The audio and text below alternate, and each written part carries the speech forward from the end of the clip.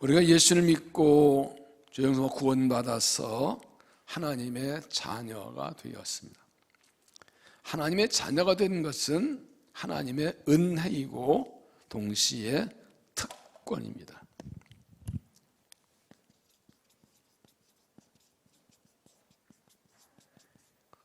특권, 이 말은 좀 주목하실 필요가 있습니다. 요한복음 1장 12절에 영접하는 자 곧 그를 믿는 자에게는 하나님의 자녀되는 권세를 줄 수 있는데, 해번역에서는 그러므나 그를 맞아들인 사람들 곧 그 이름을 믿는 사람들에게 하나님의 자녀되는 특권을 주셨다. 특별한 권리, 하나님의 자녀의 권세, 권리, 특권을 주셨다는 것입니다. 이 하나님의 자녀의 특권은 두 가지가 있습니다. 하나는 사주의 특권과 기도 응답의 특권입니다. 기도의 특권, 기도는 똑같습니다. 사주의 특권은 뭡니까? 죄를 회개하고 용서받는 것입니다. 이것은 하나님의 자녀에게만 주신 특권입니다. 예수 믿고 구원받아 하나님의 자녀가 있는 사람만 회개 용서를 받습니다. 예수 믿지 않은 사람은 아무리 회개해도 용서받을 수가 없습니다. 용서받을 길이 없습니다. 그 길도 모릅니다. 예수 이름으로 죄를 용서받습니다. 요한일서 1장 9절에 만일 우리가 우리 죄를 자백하면 그는 미쁘시고 의로워서 우리 죄를 사하시며 우리를 모든 불의에 깨닫으실 것이요. 우리가 회개하면 용서받습니다. 베드로전서 1장 18절에도 너희가 알거니와 너희 조상이 물려준 행세에서 대속하는 것은 은이나 금인같이 없어진 것이 아니요 오직 흠없고 어린 양 같은 그리스도의 보배로운 필요한 것이라.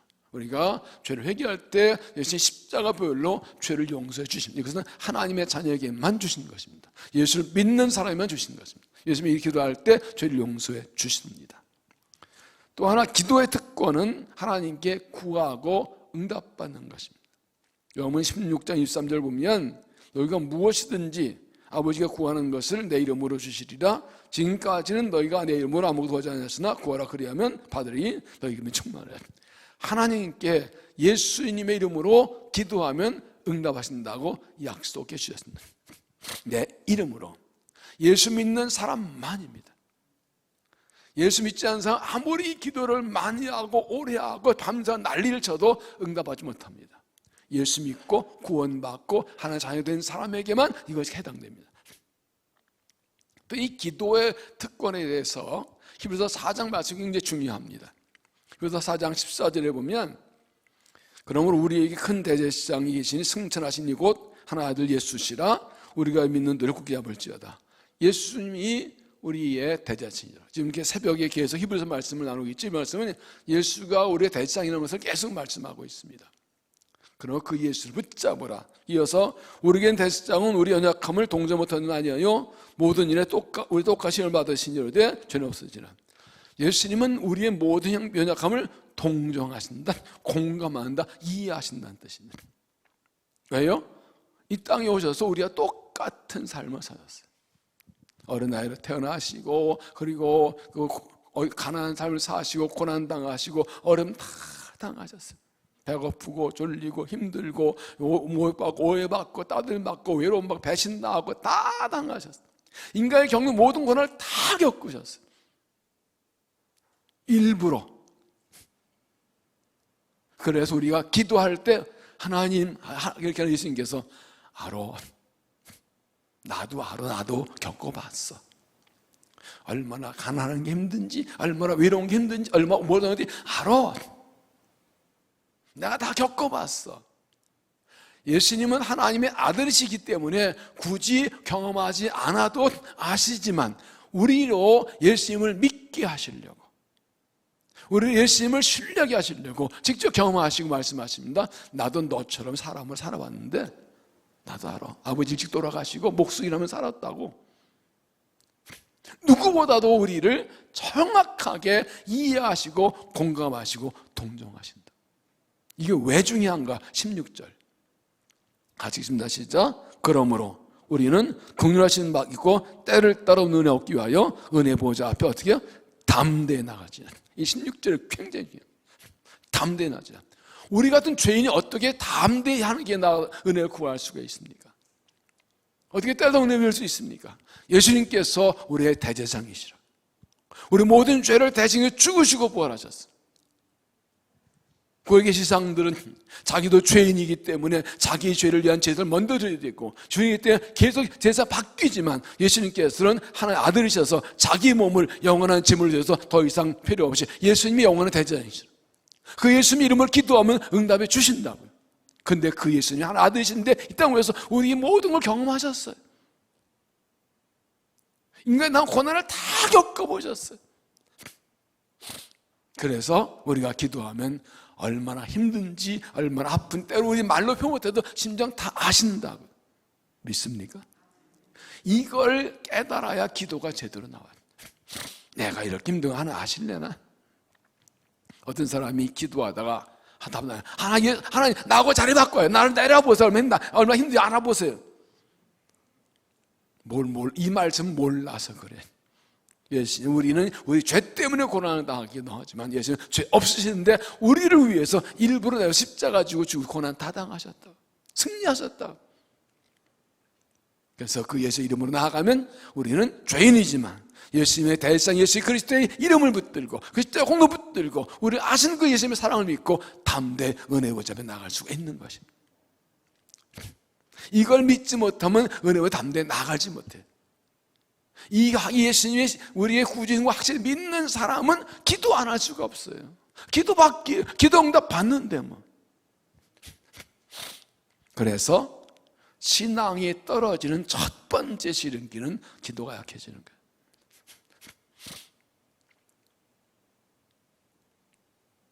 승리하는 비결은 기도를 많이 하는 거예요. 열심히 하는 거예요. 옛날에 우리 믿음의 선진들은요 엄청나게 기도를 많이 했어요. 어떤 초등학교에서 화학 선생님이 옛날에는 이런 발명들을 많이 했다고 그 비결이 뭘까 그랬더니 애들이 텔레비가 없었기 때문에 텔레비 없으니까 시간 많아서 연구를 많이 했다는 게 그 아이의 대답이었어요. 옛날 우리 믿음의 선진들 그렇게 기도를 많이 했을까요? 텔레비가 없어서. 이 말은요 정말 기도해야 사는데 기도하지 못하게 하는 방해들이 유혹이 굉장히 많아요. 만날 사람도 많고 볼 드라마도 많고 할 일도 많고 스마트폰도 봐야 되겠고 게임도 해야 되겠고 뭣도 해야 되겠고 그렇게 많어. 하나님 우리에게 사제 특권과 기도 특권을 주셨는데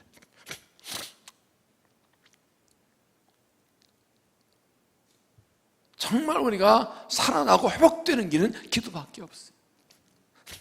기도의 특권을 확실하게 사용하셔야 돼요. 죄를 지어요, 넘어져요, 회개하고 용서받으세요. 이거 확실하게 사용하세요. 마귀가 넌 죄인이다, 너 같은 게이다. 회개하면 돼요. 힘으로. 이거 못하면 죄책감이 들려가지고 꼼짝 못하고 살잖아요. 어렵다, 기도하면 되죠. 귀는 자는 들자 이 말을요 좀 고상하고 좀 아주 원색적으로 말하면 이거 너한테 하는 얘기야. 고상하게 당신에게 드리는 말씀입니다. 당신에게 기도하라고 권고하는 말씀입니다. 뭐 길어 너한테 하는 얘기야 그러면 되지. 기도해서 승부가 나요. 기도해서 승부가 나요. 부흥이요? 기도 승부가 나요. 기도 많이 하고 기도 열심히 하고 기도하는 사람이 많을 때 부흥하는 거예요. 기도 빼고 부흥한 적이 없어요. 하나님께서 개인에게도 은혜 주실 때는 기도하는 마음을 자꾸 주세요. 저는 기도 부족하다는 생각이 자꾸 들어요. 기도해야 되는 그 생각이 자꾸 들어오게 해요. 가정에 복 주실 때에도 기도하라는 마음을 주세요.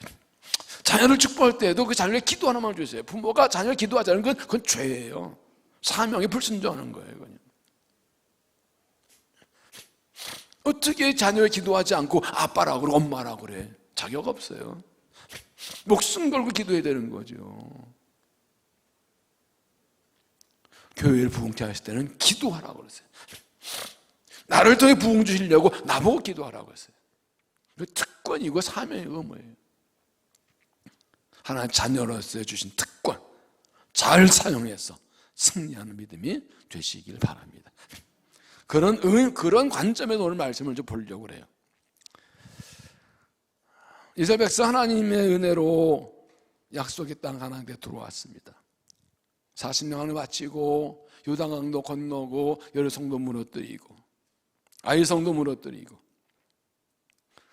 가나안 7족속은 이스라엘에게 승승장 소식 듣고 놀라서 동맹군을 결성해서 대항합니다. 그런데 그들 중에 기드온 족속은 다른 방법을 씁니다. 사람들 보내면서 낡은 옷과 낡은 가죽 부대, 곰팡이 난 떡과 그리고 그걸 가져와서 멀리 왔다고 하고 화친을 통합니다. 신명기 20장에 보면 가나안 7족속은 완전히 멸하고, 그러나 멀리 있는 부족은 화친을 원하면 멸하지 말고 조금 맞아, 이런 말씀이 있어요.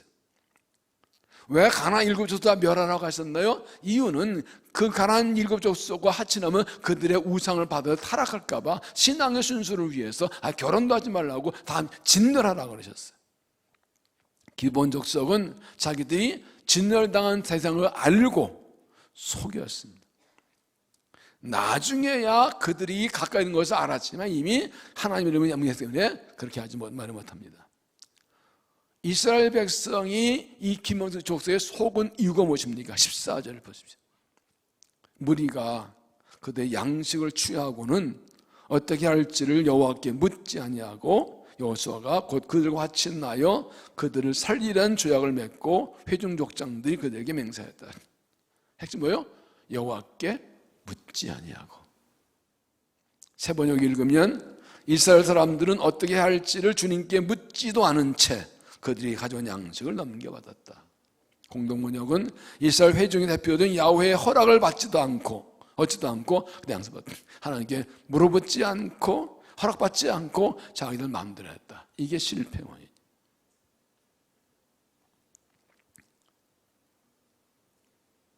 그리고 나중에 속았다는 것을 깨달았을 때는 이미 때는 늦었습니다.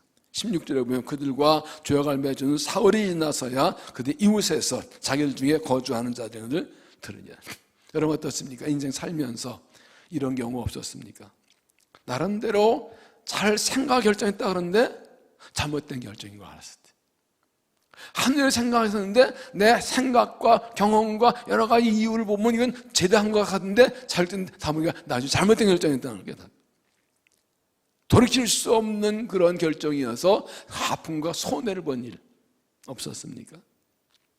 하나님의 자녀이면서도 하나님의 뜻을 구하지 않고 내 맘대로 결정했다가 낭패하고 실패한 경우 없었나요? 이런 일을 일어나는 이유가 뭘까요? 하나님 앞에서 우리가 믿음에 가면서 세상에 속지 않고 어떻게 바른 결정을 할 수가 있을까요? 그것을 봅니다. 첫째, 방심하지 말고 항상 깨어 있으라.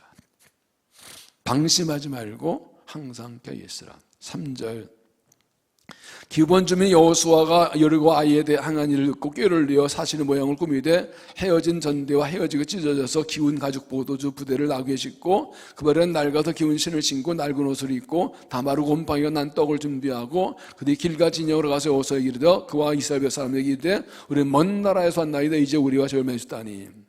그들은 속이기로 작정했습니다. 그리고 이스라엘은 그들에게 속어 넘어가서 하나님 명령 어기는 죄를 지었습니다. 이 사건이 중요한 것은 지금 이스라엘 백성은 하나 약속하신 땅을 정복하는 과정에 있었기 때문입니다. 그리고 하나님께서 가나안 족속의 죄악 때문에 그들을 멸하라고 명령하셨습니다. 그러니까 이스라엘 백성의 가나안적 정복은 자기들의 살 땅을 차지하는 것을 넘어 이전에 하나님의 뜻을 행하는 거예요. 하나의 뜻을 행하는 것, 악한 자를 물리치고 하나님을 세우는 것.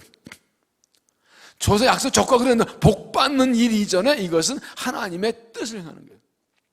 창세기 15장에 보면 하나님께서 아브라함에게 내 자손이 이방 나라 가서 객이 되었다 4대 만에 돌아가시면서 아직 가나안 족속의 죄악이 관영하지 않았다 이렇게 말씀하세요. 가나안 족속 하나님 심판받을 사람들인데 아직 기다린다. 그러니까 결국 하나님께서 아무 죄가 없는 가나안 족속을 쫓아내고 이스라엘에서 들으시는 것이 아니라 그들은 멸망을 죄인들인데 좀 기다리게 하신 거예요. 하나님의 약속과 섭리대로 가나안에서 벌하시고 하나님의 세우는 그 하나님의 섭리가 이루어지는 과정이 있는 거라고요. 하나님의 일이에요. 그런데 그들은 하나님께 묻지 않고 했어요. 그래서 속아 넘어갔어요.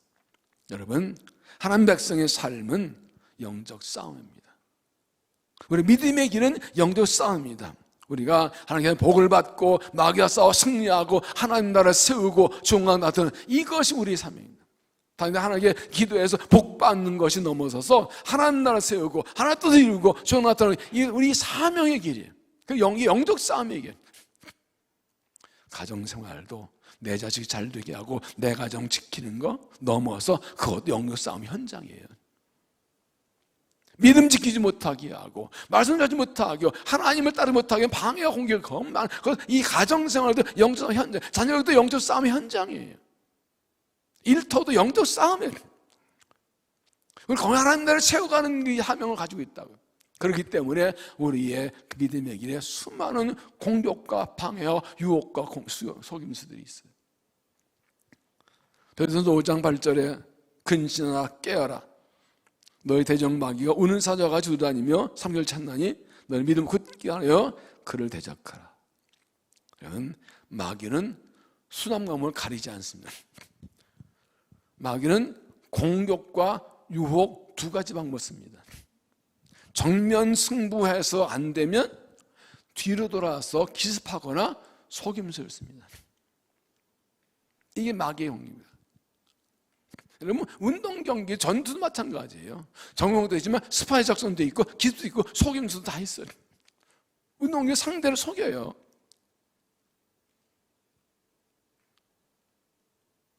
영적 싸움에 속임수가 있어요. 정형가면 준 맞을 싸움 되는데 생각지 않게 기습에 들어오고 속임수를 쓴다. 이 기본적 속이 멀리서 온 것처럼 낡은 옷과 떨어진 신발과 곰팡이 난 빵과 그걸 다 떨어진 그 하면서 그럴듯하게 속인다고요. 근데 우리가 정신을 차리고 깨어 있지 않으면 속아 넘어가게 돼 있습니다. 옛날에 유명한 이 좀 연식이 된 노래문을 아시죠? 무하마드 알리라는 권선수 아시죠? 끄떡끄떡 안 해도 돼요. 알면 그거 안다 그러면 너무 날 같다 그럴까봐. 이 알리가 헤이브 선수보다 빨랐습니다. 이렇게 말했습니다. 나는 남의 처럼 나와서 벌처럼 쏜다.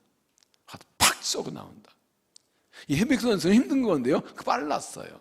마귀도요 그래요. 남의 처럼 나와서 벌처럼 가서 탁 쏘고 갑니다. 그럼 순간 당하는 겁니다. 정신 차리면 금방 당합니다. 그래서 항상 깨어 있어야 됩니다. 정신 바짝 차려야 됩니다. 더군다나 지금은 이 시대는 옛날과 달리 우리를 유혹하는 그런 것들이 속이는 수가 굉장히 다양해요. 에덴동산에서 마귀는 하와를 정면으로 공격하지 않았습니다. 뱀으로 가장해서 아주 좋은 말로 하나님께서 정말로 이 동산 나무를 다 먹지 말라고 그랬냐? 팔짱 딱 이거 다 소리 나고 있어요.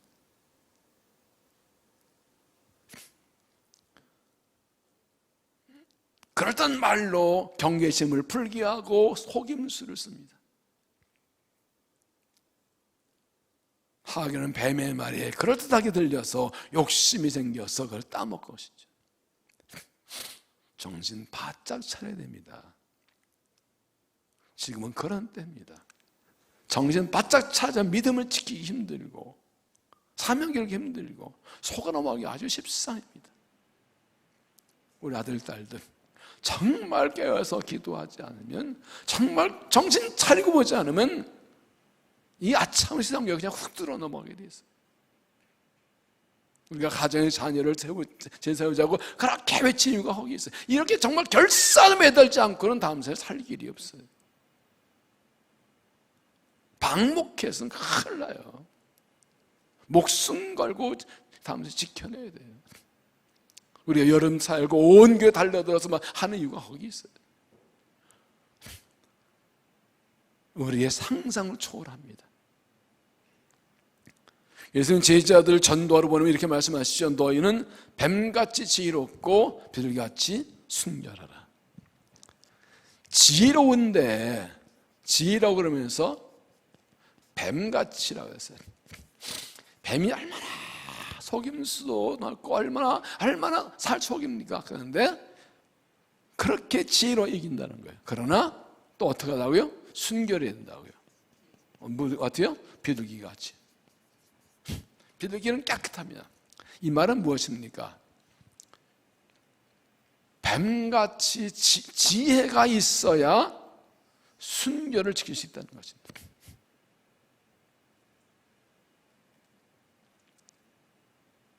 지혜로워야 돼요. 또 순결해야 지혜롭습니다. 뱀은 악한 지혜지만 하나님의 백성은 선한 지혜입니다. 하나님께서 선한 지혜십니다.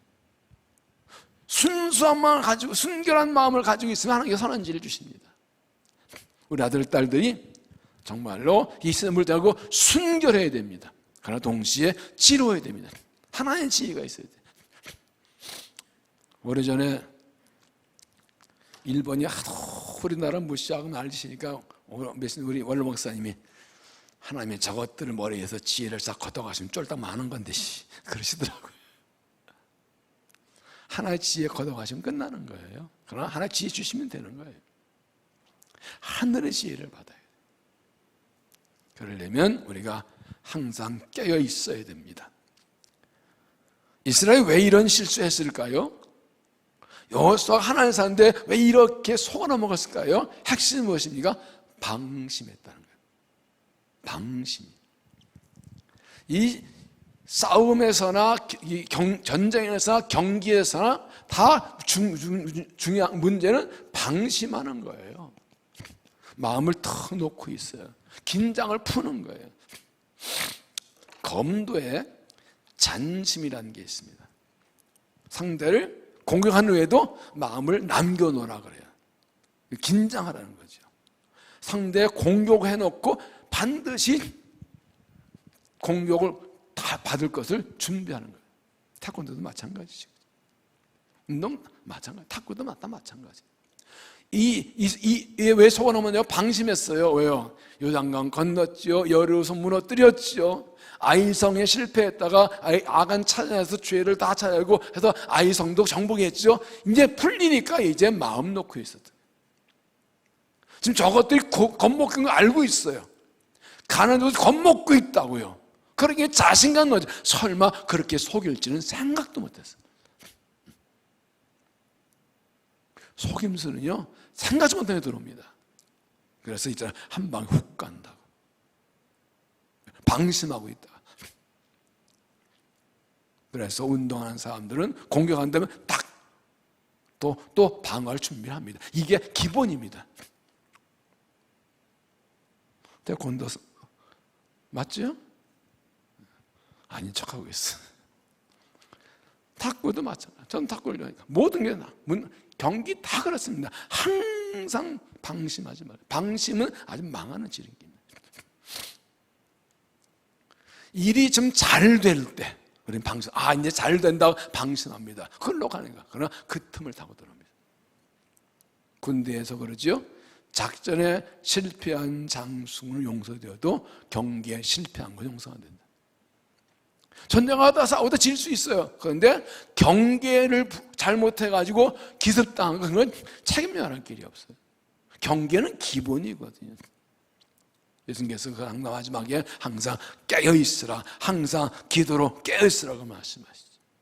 매일 말씀 읽고 기도하고 예배하고 이것을 부지런히 이것을 그게 항상 깨어있는 나를 깨우는 것. 잘 될수록 긴장해야 됩니다. 그때 빈틈이 생깁니다. 항상 방심하고 깨어 있어서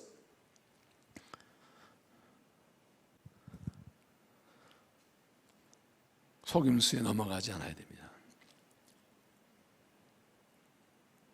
여호수아와 족장들이 방심했다가 기본 욕석에 속아나온 것처럼 그런 일을 하지 않도록 항상 깨어 있어서 말씀과 기도로 깨어 있어서 영적에 칼을 알고 영으로 깨어 있어서 어떤 속임수도 다 찾아내고 넘어가지 않고 방어하고 승리한 믿음이 되시기를 바랍니다.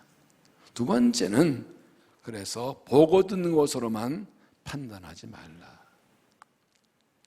보고 듣는 것으로만 판단하지 말라. 7절 이스라엘 사람들이 히브리 사람에게 이르되 너희가 우리 가운데 거주한 듯하니 우리가 어떻게 너희의 조약을 막을 수 있으라나.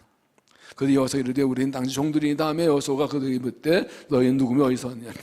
여호수아 족는 처음에 너희 당신들 가까이 사는 족속 같은데 하고 의심을 던졌습니다. 그러나 그들의 말에 속아 넘어갑니다. 9절 그들이 여호수아에게 대답하되 종들은 당신 아는 여호와의 이름으로 말미암아 시므온 나라에 왔사오니 이는 우리가 그의 소문과 그가 알고 생각한 모든 일을 들으며 또 그와 요단 족속에 있는 아모리 사람 두 왕족 헤스본 왕 시온과 아스다론 바사라 오게 향한 일을 들었습니다. 하나님이 하신 일을 들었습니다. 당신들 승리를 들었습니다. 다 띄워넣습니다. 그럼 우리 장로들과 우리 나라의 모든 주민이 우리에게 말하 이르든 너희는 여행할 양식을 손에 가지고 가서 그들을 만나서 그들 이르기를 우리는 당신들의 종인들이 이제 우리가 저를 여기서 하라 하나이다.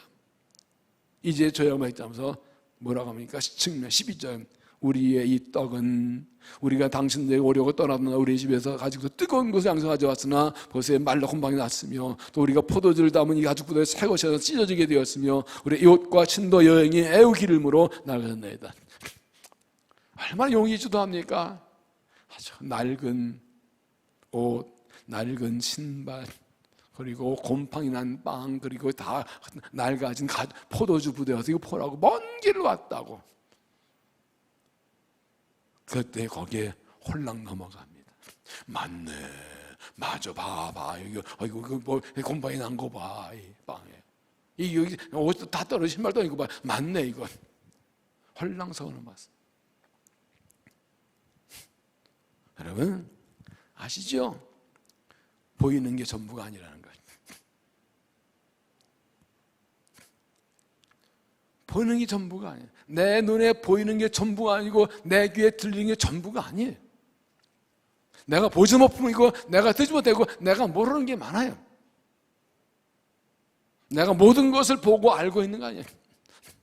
세상에서 가장 무서운 사람 문제죠. 책 한 권 평생 창만 읽는 사람이라고 그래요. 어떤 분야에 대한 책들이요 수천 권이 있어요. 그런데 그 분야에 대해서 한 권 읽고 그거 맞다고 주장하는 사람. 이런 박사는요 모든 걸 다 아는 사람이 아니라 자기 분야의 전문가입니다. 진짜 아는 사람은 난 요것만 모른다 그래요. 친구 목사가 대덕연구단지에 있는 교회에 청빙받아 갔는데 가니까 초창기에 대덕교회가 시골 교회인데 갑자기 영성이니까 박사를 듣는 석사가 막 100명 이러는 거예요. 그래서 안 간다고 그랬대. 쫄아가지고. 박사들 물었는데 어떻게 가요? 근데 얼마 다시 꼭 와달라고 그래 또. 가스가 때 이러대요. 목사님, 우리는 과학 박사지 성경 박사 아닙니다. 우리는 과학 박사입니다. 그건 놔두고 우리에게 목사님 성경 가르쳐 주세요. 이게 진짜 박사예요. 자기 정경만 알지만 모른다는 게 진짜 박사라고요. 우리가 다 할 수는 없어요. 우리가 모르는 게 너무 많아요. 근데 무식한 사람들, 용감한 사람들은 자기 아는 거 고집해요. 그래서 미국 갔다 온 사람이 앙어단사 진대요. 앙어단사 책으로 다 봤거든. 요즘 세계 테마 기행 보면 알거든.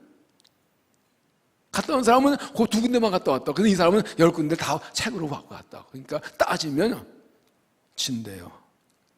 무식하면 용감한 거예요. 여러분, 우리의 지식은 한계가 있어요. 겸손해야 돼. 우리 속일 때 딱 이거 보라고 딱 증거되지만 그게 다가 아니라,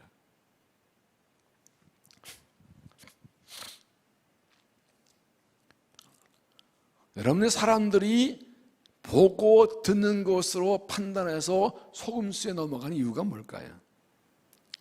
아니, 일반적으로 사람들이 쉽게 속아 넘어가는 이유가 뭘까요? 두 가지예요. 하나는 욕심 때문이에요. 또 하나는 교만 때문이에요. 욕심이 있으면 눈이 가리워서 속임수에 잘 넘어가요.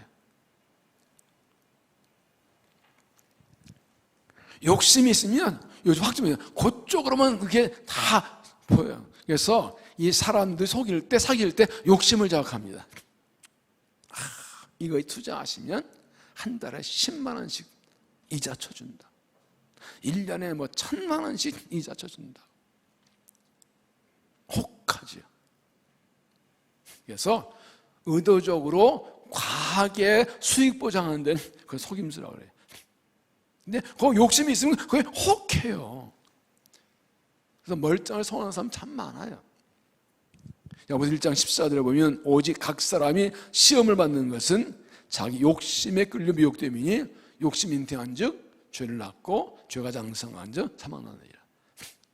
욕심이 있으면요 그쪽으로 해석을 해요. 그쪽으로 자꾸 줘요. 그쪽으로 이렇게 보여 자꾸. 근데 끌려가면 그게 죄입니다. 이게 이 말씀을 좀 쉽게 해석하면 15절, 욕심이 생기면 무리하게 되고 무리하다가 실패한다 그 말이에요. 욕심은 무리하게 돼요. 이번 한 번만 욕심을 자극하면 그게 그 말이 맞는 것 같아. 그거 끌려가는 거예요. 나중에 내가 이런 말을 속았냐고 땅을 치죠. 욕심 때문에. 욕심을 버리면 에이고 평소에 설리 먹고 살아야지. 이런 데는 먹고 사는 거지 뭐 계속 일확천금 하려고 하면 안 돼요 하고 딱 욕심 버리면 그때부터 이 속임수, 저건 속임수는 딱 보여요.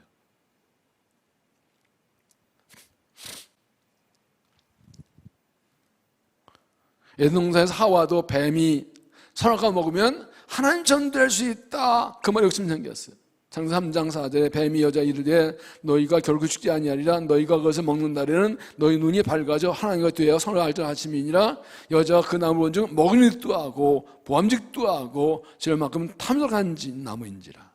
여자가 열매 따먹고 자기가 남겨도 쯤에 그도 먹으니라. 저의 말 들으니까 너무 맛있어 보여요. 먹음직해. 저거 먹으면 지륵될 것 같아요. 그냥 확 의심 욕생해가지고 확 따먹은 거예요. 잘 보세요. 뱀은 이 하와의 손을 끌어서 따먹게 하지 않았습니다. 뱀이 선악을 따다가 이야기 넣지 않습니다. 딱 혀만 가지고 지가 그 말에 끌려가 지가 따먹었어요. 뱀은 내가 언제 그랬어? 네가 따먹었지? 싹 빠져나가는 거예요. 욕심이. 또 하나는 교만입니다. 교만하면 자기가 최고인 줄 알고 하나둘 구하지 않습니다. 그걸 하나 순종하지 않습니다. 자기 판단 갑니다. 내가 맞다는 거예요.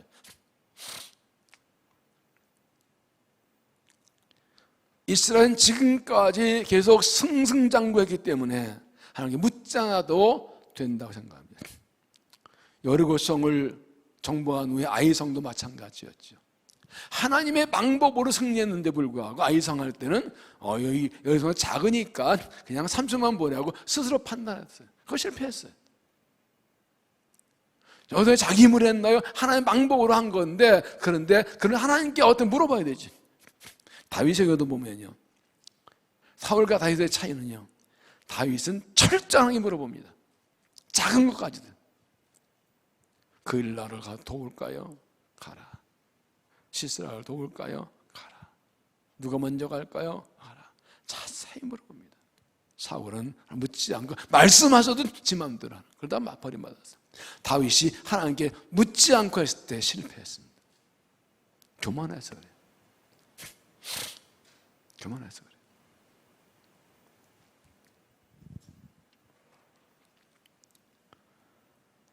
하나님이 나의 아버지시고 나의 왕이시고 나의 주인이시고 하나 뜻대로 살아야 된다는 그 믿음이 서 있으면 어떻게 안 물어보고 할 수가 있어요.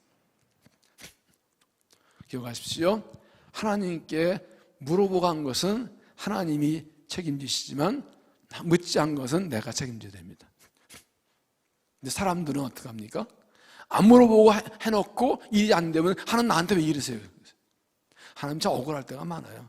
너한테는 안 물어보면 네 맘대로 해놓고 나한테 물어봤어. 내가 언제 하라고 그래? 네가 맘대로 했지. 하나님 어떻게 내가 뭘 잘못했다고? 아니 근데 잘못한 거 없는데 나 안 물어봤잖아. 너. 네 맘대로 했잖아.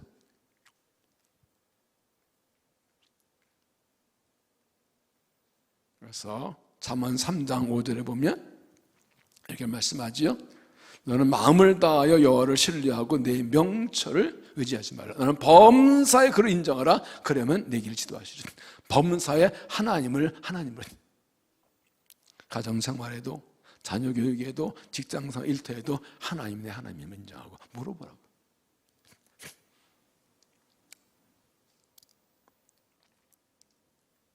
내 안에 욕심이 있고 교만이 있으면 내가 보고 듣는 판단해서 잘못된 판단해서 속임수 넘어갑니다. 우리 욕심을 자고 교만을 자극해서 우리를 속이려고 합니다. 욕심을 버리고 하나님 겸손하고 하나님 뜻을 구해서 속임수 넘어지지 않고 주의 길로 가는 믿음이 되시길 바랍니다. 그래서 세 번째는 모든 일에 먼저 하나님의 뜻을 구하라. 모든 일에 먼저 하나님의 뜻을 구하라. 14절 무리가 그들의 양식을 취하고는 어떻게 할지를 여호와께 묻지 아니하고 여호수아가 그들과 같이 나여 그들을 살리는 조약을 맺고 회중 족장들이 그들에게 맹세하였더라. 세 번째 이스라엘 사람들은 어떻게 해야 할지를 주님께 묻지도 않은 채. 공동번역은 이스라엘에서 회중 대표들은 여호와의 허락을 얻지도 않고 어떻게 이스라엘 백성이 하나님 백성이 하나님의 백성의 지도자가 묻지도 않고 허락도 없었냐. 그래서 해번 공동번역은 묻지도 않은 채 허락받지도 않고 도라는 말을 넣어서 번역을 했어요. 묻지도 않은 채 허락을 얻지도 않고 어떻게 그럴 수 있냐는 거예요. 물어봅시다. 하나님 내 삶의 주인 맞습니까? 하나님이 내 가정의 주인 맞습니까? 아멘? 세 명이 아멘을 안 하네. 그럼 내가 제 주인이라고? 하나님 내 아들, 딸의 주인 맞습니까? 하나님 내 일터의 주인 맞습니까? 하나님께 물어보고 하시나요? 혹시 아무개 집사는 하나님께 묻지도 않은 지시 맘대로 하네 이런 말을 듣지 않았나요?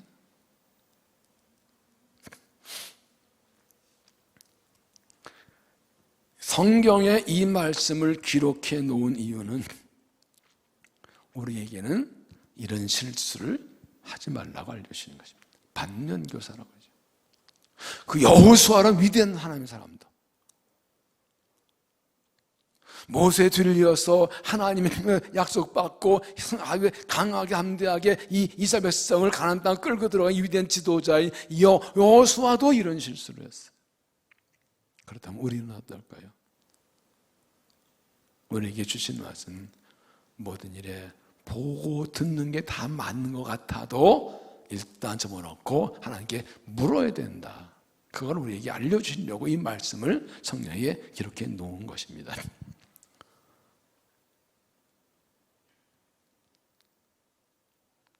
그들이 보기에는 모든 정황이 그럴듯하고 사실 같아 보였습니다. 자기들은 하나님 뜻대로 한다고 생각했습니다. 신명 20장에 보면 먼 족속들은 화친할 수 있다고 그랬거든요. 속이겠다는 것을 생각 못했습니다. 전혀 생각 못합니다. 자기들이 보세요. 내가 보기에 정확하게 모든 것이 정확하게 상황에 맞아도 그래도 결정하기 전에 하나님께 물어야 된다. 그들이 멀리서 왔다고 하나님의 이름을 높이기도 하고 낡은 옷과 가죽 부대와 신발과 곰팡이떡을 가지고 다 맞아도 객관이 맞아도 마지막에 하나님께 묻고 결정했습니다.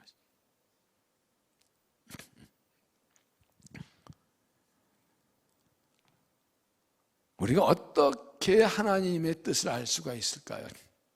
하나님의 뜻을 알 수 있는 방법이 4가지가 있습니다. 첫째는 하나님의 말씀을 통해서 알 수 있습니다. 하나님은 말씀을 통해 우리에게 알려주십니다. 시편 119편 105절에 주의 말씀 내 발에 등이요 내 길에 비치니이다. 등은 바로 앞을 비치는 것, 빛은 멀리 비치는 것. 하나님 말씀의 앞길을 보여주신다.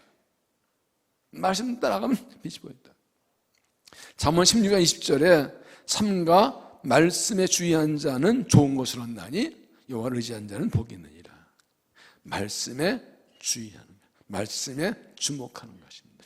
우리가 매일 말씀을 읽고 듣고 목사님과 여기 있습니다. 우리가 말씀을 주식적으로 읽어야 됩니다. 이런 얘기 아시죠? 말씀 읽는데 어떤 사람이 성경을 딱 폈더니 이 사람 매일 통독한 사람이 아니라 그날 아침에 일어나면 이제 찍는 사람이었어요. 이렇게 눈 감고 이러다 탁 찍었더니 가늠이 다 목매려 죽으니라. 이게 아닌데 다시 딱 너도 가서 이와 같이 행하라. 이게 아니다. 속히 행하라. 꾸준히 읽어나가야 돼.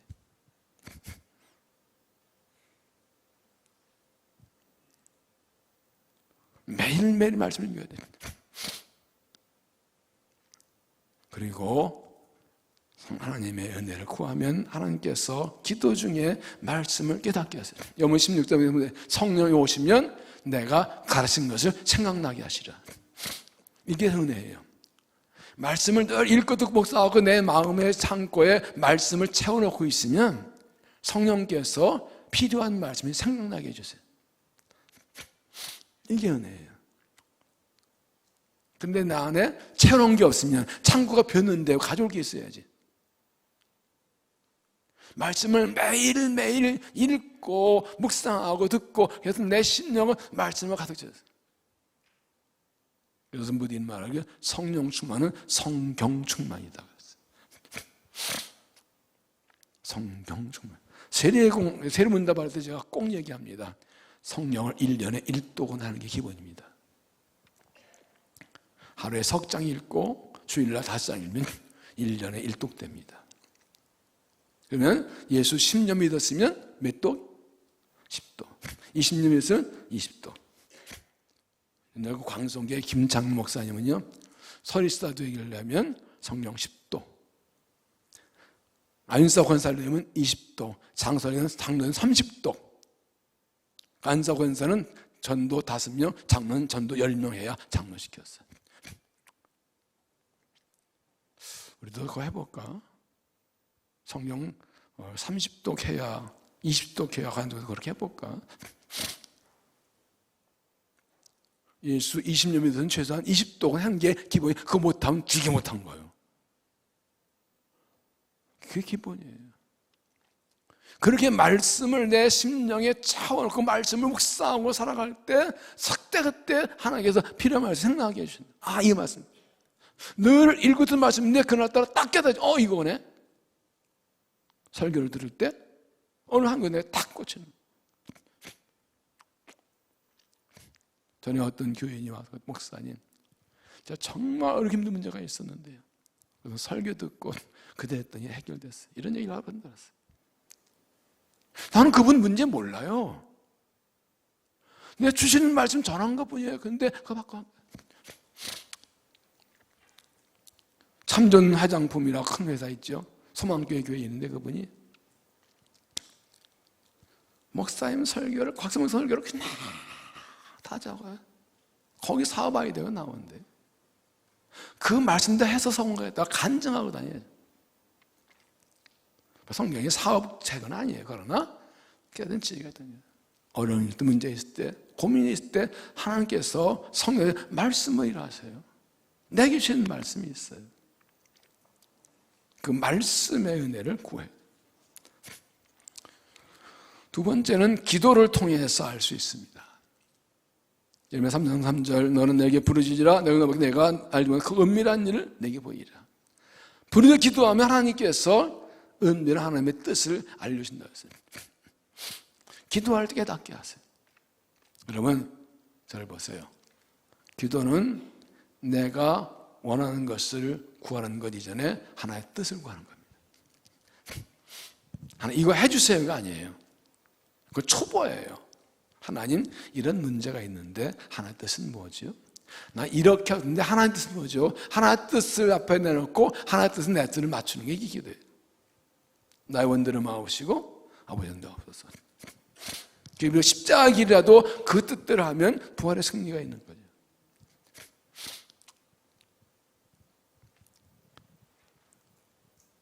어떤 사람이 산길을 가다가 낭떠러지에 떨어졌어요. 딱 자기의 나무 뿌리를 잡았어. 하나님 도와주세요. 살려주세요. 하나님 그래 살려줄게. 네, 하나님 감사합니다. 그 손 놔. 에? 안 돼요. 죽어요. 손 놔. 아 죽어요. 놓으라니까. 아 하나님 말고 딴 사람 없어요 거기? 나에서 깜짝 때렸더니 바늘과 땅을 3cm.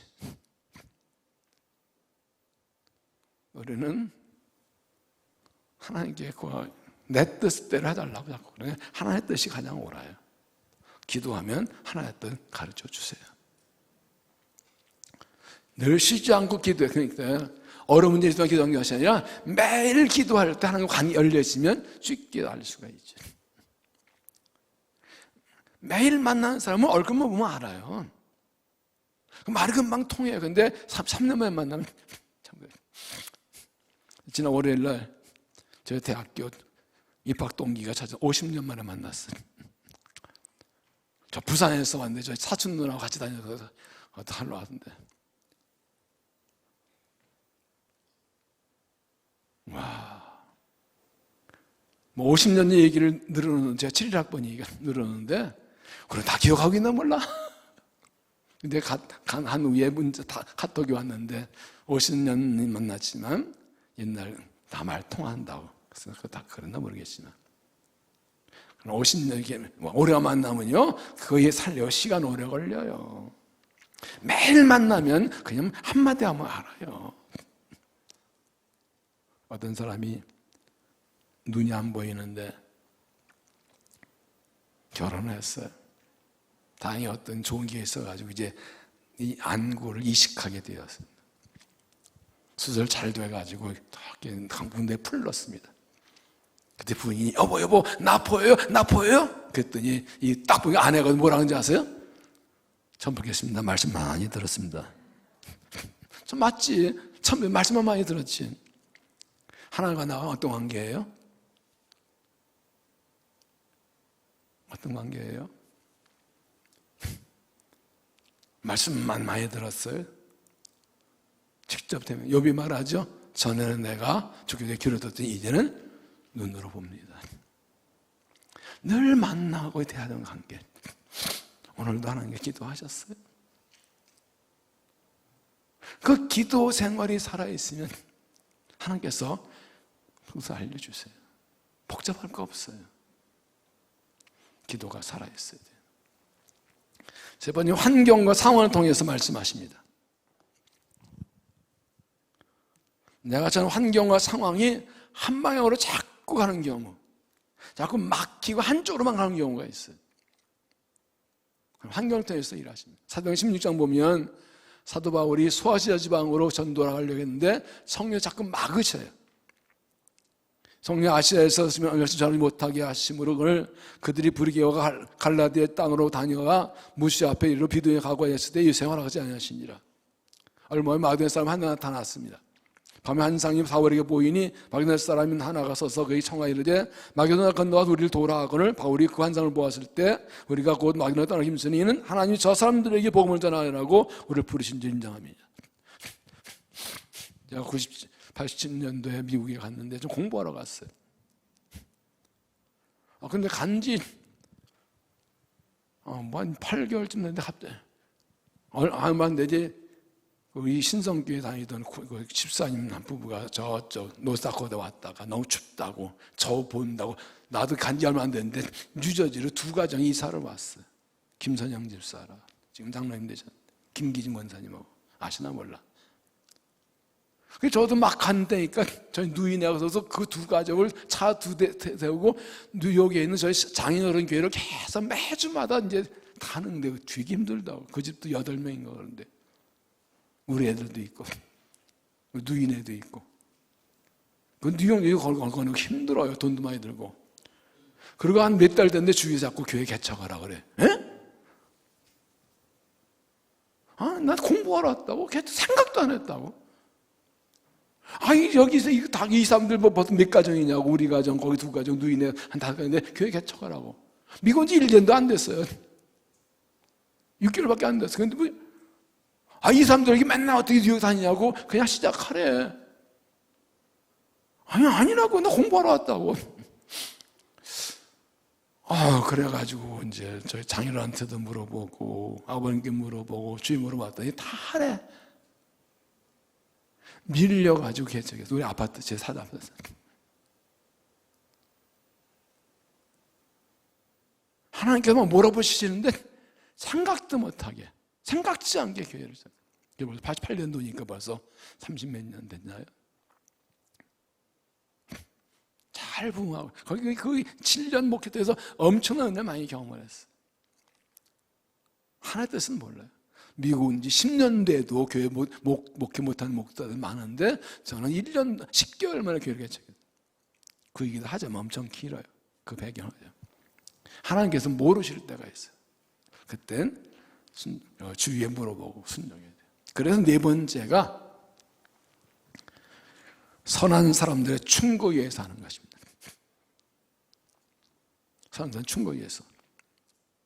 내가 하나들 잘 분별 못할 때 주위의 사람들 통해서 알게 할 때가 있습니다. 제가 교회 개척하려 할 때 잘 모르겠어서 장인어른한테, 아버님에게, 또 주위의 선배들에게, 주목사님에게 물어보는 데마다 다 하라 그래. 대답이 다 똑같아. 난 공부하러 갔는데. 그래서 하나님 뜻이다 하고 순종을 했죠. 그때 하나님께서 길을 열어주시는데 생각해보면 막 열리기 시작하는 거예요. 교회당도 빌리게 되고 미국 교단 들어가게 되고 여러 가지 다 준비하죠. 쫙 열리더라고요. 여러 사람들 물어봤어요. 기도도 하고 그러는데, 그래서 나를 위해 기도하는 사람들, 정말 신실한 믿음의 사람들, 신앙의 영적 지도자들, 그리고 성경 역사를 통해서 믿음의 선진들이 어떻게 하는가를 공부할 필요도 있어요. 성경 믿음의 선진들 나오잖아요. 아브라함이 그 믿음의 선진들을 보면 어떻게 알 수가 있죠. 하나 더 분별하려면 2가지 믿음이 있어야 됩니다. 하나는 하나의 뜻 항상 옳다. 하나의 뜻 항상 옳다. 선하다. 이 믿음이 있어야 돼요. 내 생각에 안 맞아도, 내가 이해 못해도 하나님의 뜻은 항상 옳다. 이 확신을 가지고 있어야 돼요. 그래야 하나님 뜻이 분별이 돼요. 또 하나는 하나님 뜻에 순종하겠다. 무슨 말씀인지 내 생각에 맞다면 순종하겠다. 이게 굉장히 중요합니다. 하나님의 뜻에 순종할 마음은 하나도 안 보여주셔요. 예레미야에서 보면 그런 말씀이 있어요. 이스라엘 하나님의 계획대로 다 진노마다 다 발포로 잡혀갖고 남은 사람들이 있었어요. 이 사람들은 당시 강도 애굽 쪽으로 피할 생각을 가지고 있는데 잘 모르겠어. 그래서 예레미야한테 하나님 뜻을 물어다. 여기 남아있을까? 애굽으로 피어날까? 그러면서 무슨 말씀하시든지 순종하겠다 그래요. 예레미야가 기도한 하나님께서 저것들 거짓말이다. 내 뜻에 순종할 만 없다 하고 알려주세요. 가지 말라 그러나 저건 안 한 거다. 안 할 거다. 그래서 예레미야가 하나님께서 애굽 가지 마, 여기 남아있으라고 했더니 하나님 뜻 아니라고 그거. 당신 거짓말한 거라고 순종. 그럴 줄 알았다. 그랬어. 하나님 뜻 순종하지 않고 애굽 피어났다 다 망해버립니다.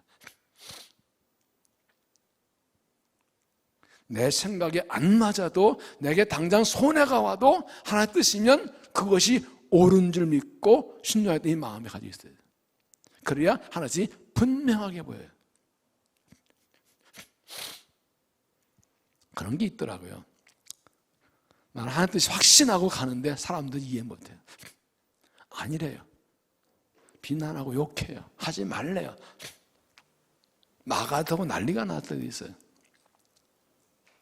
그러나 하나님도 확신하면 그냥 가는 거예요. 하나님 책임지세요.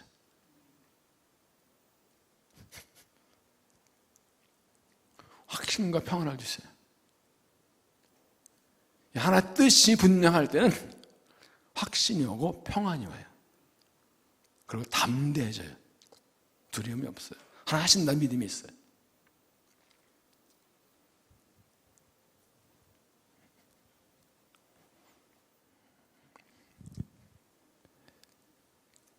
하나님의 뜻을 말씀으로, 기도로, 그리고 환경을 통해 하나님의 역사를 보고 신앙의 사람들 통해서 잘 분별하고 주의로 달려간 믿음이 되시기를 바랍니다. 9대1은 하나님의 은혜라는 책이 있습니다. 이것은 중국 최초 선교사이고 중국 내지선교회를 창립한 허슨 테일러 가문의 이야기입니다.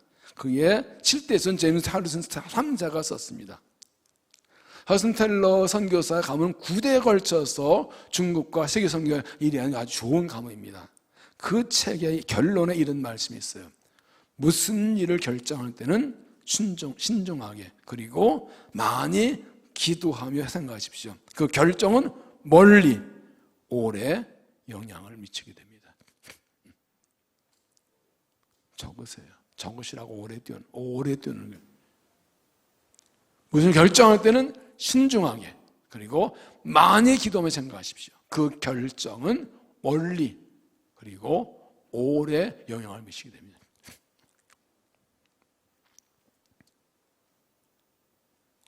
하나의 뜻을 따라가든지 내문다든지 그것은 내 인생에 오래 영향을 미칩니다. 이 기본적 얘기를 한번 들어볼게요. 이스라엘이 하나님께 묻지 않고 기본적 속에 속아서 저번에 결과가 어떻게 됐나요? 그들에게 속았다는 걸 깨달았지만 하나님 방식 때문에 그들을 죽이지 못하고 물기는 거 나무 편대로 삼았습니다. 그리고 다음 10장 가면 이 때문에 아모리 족속가 전투를 벌이게 됩니다. 그들의 이 약속이기 때문에 그들을 지키기 위해서 큰 전투를 하게 됩니다. 이건 일도 아닙니다. 수백 년 지났을 때 다윗 때 하나님께 진노받은 일이 있었습니다. 알아봤더니 사울 왕 때 이 기브온 족속을 죽인 일이 있었어요. 이미 여호수아 때 이들을 살리겠다고 하나님으로 맹세했는데 사울이 하나님의 영이 떠나가는 후에 사람들 인기 얻기 위해서 이 기브온 족속을 처단한 일이 있었어요. 이거 수백 년 후에 하나님이 생각하게 하셨어요. 그래서 사울의 아들들을 처단한 후에 하나님의 진노가 멈췄어요.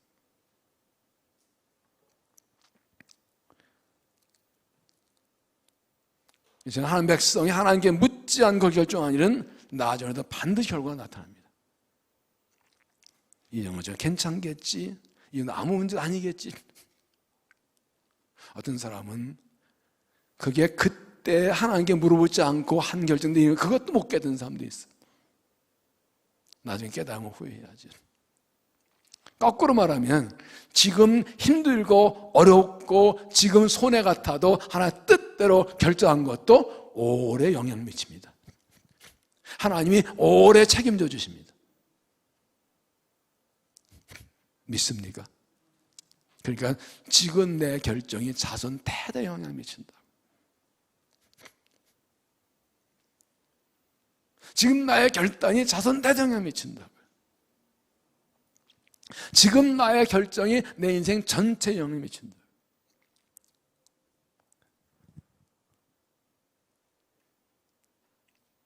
항상 하나님의 뜻을 구하고 인도를 받아야 됩니다. 하나님이 원하신 일인가? 하나님 기뻐하신 일인가? 하나님 영광이 되는가? 하나님 이익이 되는가? 예수님 같은 경우에서 항상 생각해야 됩니다. 이게 신앙의 기본입니다. 주일에 말씀드렸죠? 기분이 태도가 되지 않게 하라. 오늘 기분이 꼴꼴해가지고 안 가. 오늘 기분 나빠서 기분 안 좋아서 안 하겠어. 기분 필이 땡기는데 할게. 이 이야기는 이 사회학자가 요즘 세대 데이터를 통해서 하면서 강의한 걸 듣고 제가 적어놓은 거예요. 기분이 태도가 되지 않게 하라. 그래서 기분을 내 편으로 만들면 인생이 바뀐다. 그렇게 얘기했죠. 기분에 끌려가지 않으면 인생이 바뀐다. 기분은 변하는 거예요.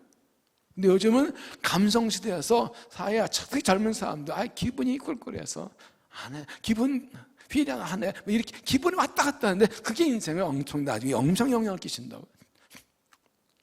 기분이 아니라 하나님의 뜻. 이게 그리스도 하나님 맞나? 하나님 원하시는 일인가? 고민해야 돼요. 모든 것을. 하나의 뜻대로 한 것은 하나님이 책임져 주시지만 내 뜻 한 것은 내가 책임져야 됩니다. 이 말씀이 왜 중요한가 하면요, 기본 족속처럼 우리를 하나의 뜻대로 하지 못하게 하는 유혹과 속임수가 항상 있기 때문에 우리는 그 속에 살고 있어요. 세상이, 마귀가 하나 뜻대로 하지 못하게 하려고, 넘어뜨리려고 가지가지 방법으로 공과 유혹하고 있어요.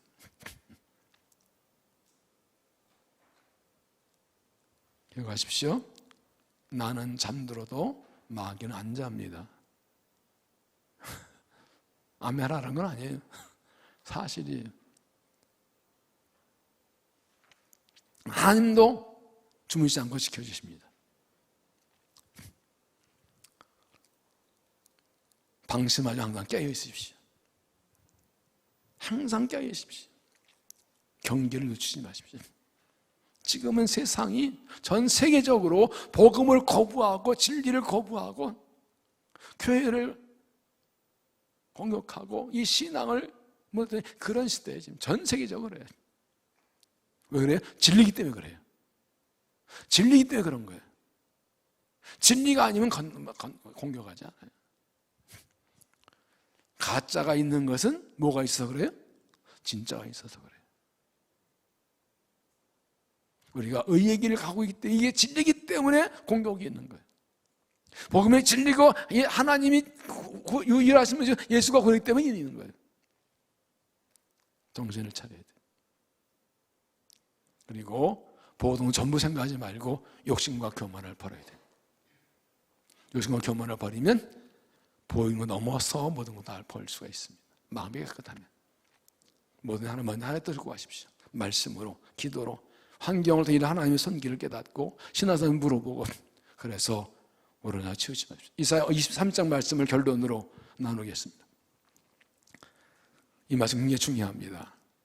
3장 21절 같이 읽어볼까? 시작. 너희가 오른쪽으로 치우시든지 왼쪽으로 치우시든지 내 뒤에서 말소리가 너희에게 들 이르기를 이것이 바른 길이니 너희 이리로 가라 할 것이며. 우리가 가다가 왼쪽으로 치우칠 하나님께서 야 거기 아니야, 이게 바른 길 알려주신대요. 이 말은 뭡니까? 하나님께서 우리 가는 길을 주목하고 계신다는 거예요. 제대로 가나 보고 계신다. 아침 일어나서 출근할 때부터 집에 돌아올 때까지 하나님께서 내가 가는 길을 주목하고 계신다. 그리고 우리에게 두 번째는 말씀하신다. 그리 가면 안 돼. 그러면 안 돼.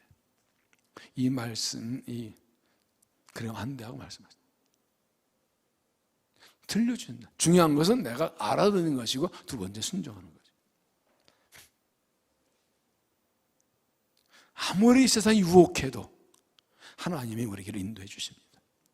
내가 실을 잘못하면 길을 가려져 주십니다. 요즘 다 찾다가 내비게이션을 가져가 보면 빠지면 경로가 잘못되었습니다, 벗어났습니다, 이렇게 다 해주거든요. 하나님은 그거 아니야, 그거 아니야, 다 알려주세요. 그걸 순종합니다. 그러면 결코 흠매지 않고 바른 길 갈 수 있습니다. 하나님의 뜻은 분명하고 하나님의 약속은 분명하고 계획은 분명합니다. 다 하나의 뜻대로 됩니다. 약속대로 됩니다. 그 하나님 신뢰하고 하나의 뜻을 구하고 따라가서 승리하고 약속 복을 받는 믿음 되시기를 주 이름으로 축원합니다. 기도하겠습니다.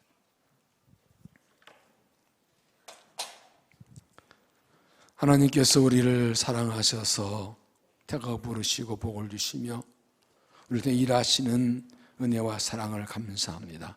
복잡한 세상, 혼란한 세상, 시험과 유혹이 많은 세상, 환난 많은 세상을 살아가지만 주님 붙들고 따라가면 저는 치우치지 않고 실족하지 않고 의를 달며 승리할 줄로 믿습니다.